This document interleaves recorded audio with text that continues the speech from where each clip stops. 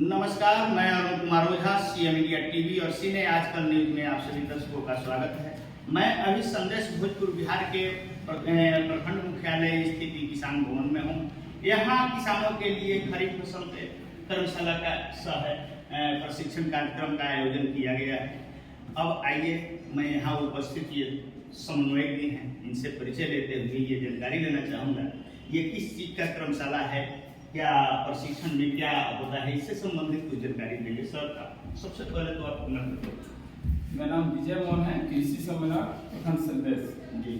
ये कर्मशाला के विषय में कुछ बताइए, प्रशिक्षण कार्यक्रम ये क्या कार्यक्रम है? आज खरीफ कर्मशाला का 27 तारीख को प्रखंड स्तरीय खरीफ कर्मशाला का आयोजन किया गया है। आज इसमें किसानों को आमंत्रित किया गया है, जिसके अंतर्गत जो है हमारे यहाँ जो बीज का जो वितरण होता है उसी किसानों को हम जानकारी खरीफ में कौन कौन सा बीज आता है और किसान का क्या दाम है, उसका जो है सही लाभ है।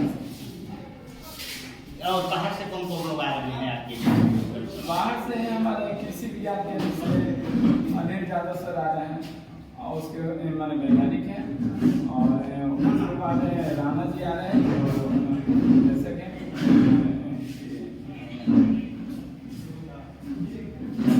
इससे आप दे सकते हैं। हमारे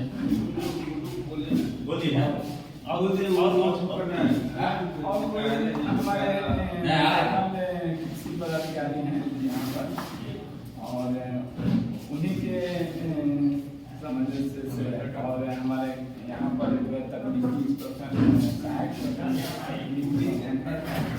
जो कि उनके अंदर इस आयोजन का जो है किया है। पहिला ही कह दिया मेरा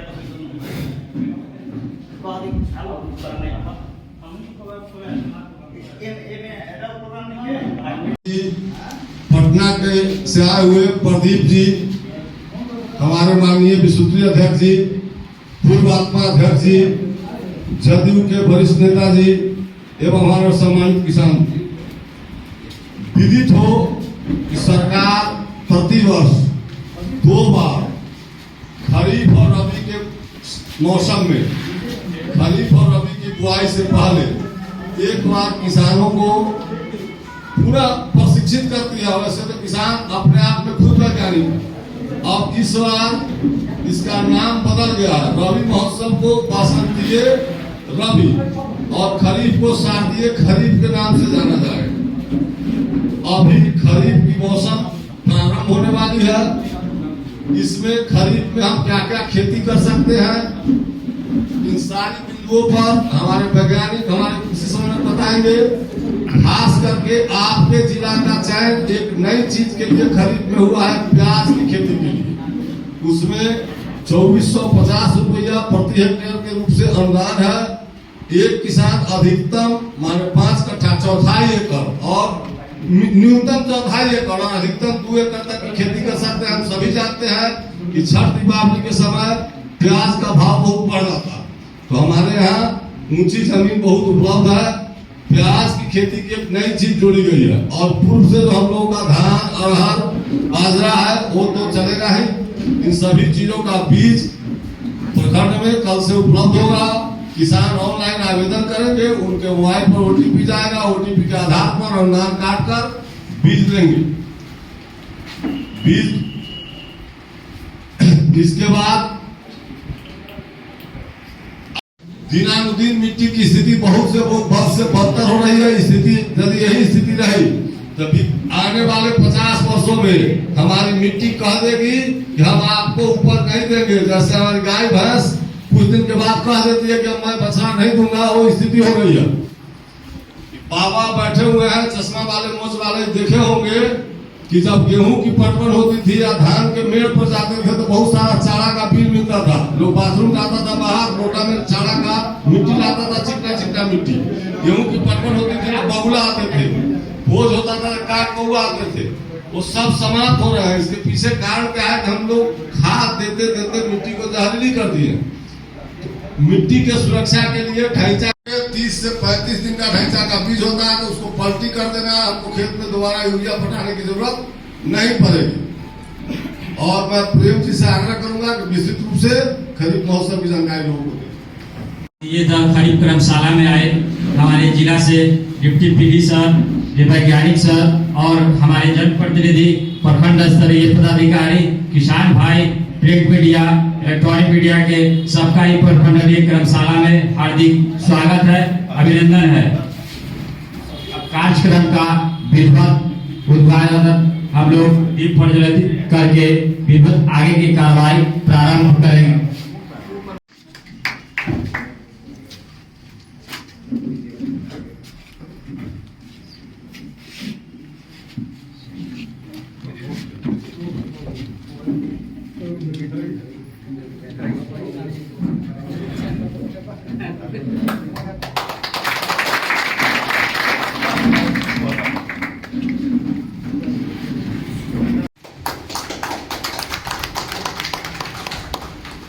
मैं विजय मोहन जी से आग्रह करूंगा कि भाजपा मंडल के अध्यक्ष विपिन बाबू को पुष्प देकर सम्मानित करें।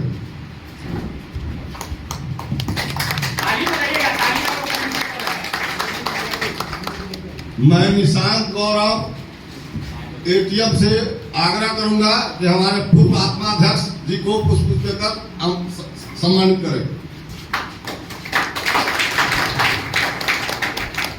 अब मैं राजेश जी से आग्रह करूंगा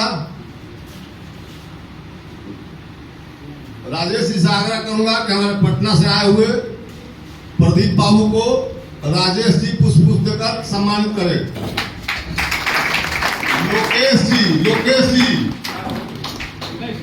लोकेश जी कहाँ है भाई, बुलाओ।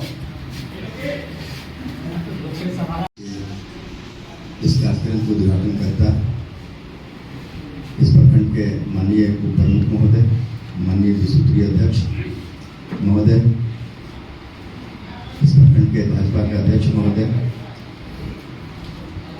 हमारे किसान सलाहकार समिति के पूर्व अध्यक्ष और पटना से आए हुए हमारे प्रदीप जी, कृषि विज्ञान केंद्र के वैज्ञानिक, प्रखंड पशुपालन पदाधिकारी, प्रखंड संगीति पदाधिकारी, प्रखंड सहायता पदाधिकारी, हमारे प्रखंड कृषि पदाधिकारी, कृषि सहायता प्रबंधक, इसलिए पीते हैं ताकि उसमें अधिक से अधिक हमारा पौष्टिक तत्व पाए जाते हैं। लेकिन प्रश्न उठता है कि इसमें कहाँ से आते हैं, तो ये आदमी बताएं। एक जो हम सेवन करते हैं, अनाज करते हैं, फल खाते हैं, सब्जी खाते हैं या मांस का सेवन करते हैं या मछली, इसमें कहाँ से पौष्टिक तत्व आते हैं? मिट्टी से, सीधी सी बात है। कहाँ से आते हैं? मिट्टी से। और मिट्टी में जब हम कोई भी फसल लगाते हैं तो लगाने के लिए हम लोग उसको पोषक तत्व के रूप में कुछ न कुछ डालते हैं। क्या डालते हैं? उर्वरक डालते हैं। कौन सा उर्वरक डालते हैं? रासायनिक उर्वरक डालते हैं। और पहले कौन सा उर्वरक के रूप में प्रयोग करते हैं? जैविक। इसको अब नए भाषा में हम लोग बोलते हैं कि जैविक उर्वरक का प्रयोग करते हैं। पहले करते थे, अब क्या करते हैं? रासायनिक उर्वरक का प्रयोग करते हैं। करते हैं। तो मिट्टी जांच इसलिए आवश्यक है कि हम जिस फसल की बुआई करने जा रहे हैं, अभी मान लीजिए कि हम खरीफ का मौसम है, खरीफ मौसम में हम धान की खेती करने जा रहे हैं और जिस खेत में हम ट्रांसप्लांटिंग कर रहे हैं,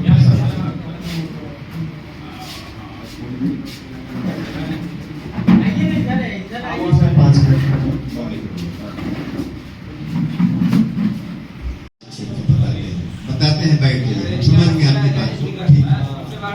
ठीक है। ऐसे एक चीज बताइए, मोटरसाइकिल से हम लोग आते जाते हैं, एक्सीडेंट करते हैं तो मोटरसाइकिल से चलना बंद कर देते हैं। एक चीज। दूसरी चीज की नीलगाय जो समस्या है वो हमारी समस्या नहीं है या हमारे द्वारा प्रदत्त नहीं है। अब कुछ दिन के बाद में पानी की भी समस्या आ रही है, वाटर टेबल भागते जा रहा है। तो कुछ समस्याएं जो है, जो प्रकृति के साथ में जो हम लोगों ने खिलवाड़ किया है उसका नतीजा है, उसी का नतीजा है। आज नीलगाय कहाँ से आए? जो हमारे यूपी की तरफ से जितना भी बहराइच जो जिला था जहाँ पर खेती का उन लोगों ने पैटर्न चेंज कर दिया, मेथा की खेती करने लगे, तो वहाँ से भाग करके इधर आ गए। लेकिन नीलगाय पर भी सरकार चिंतित है। नीलगाय के लिए भी पंचायती राज विभाग को बोला गया था कि उसका कंट्रोल करने के लिए, लेकिन एक दवा है इसका अगर छिड़काव करेंगे तो नीलगाय से क्षति कम होगी, उसके बारे में हम आपको बता देंगे। लेकिन चूंकि वन विभाग से संबंधित है,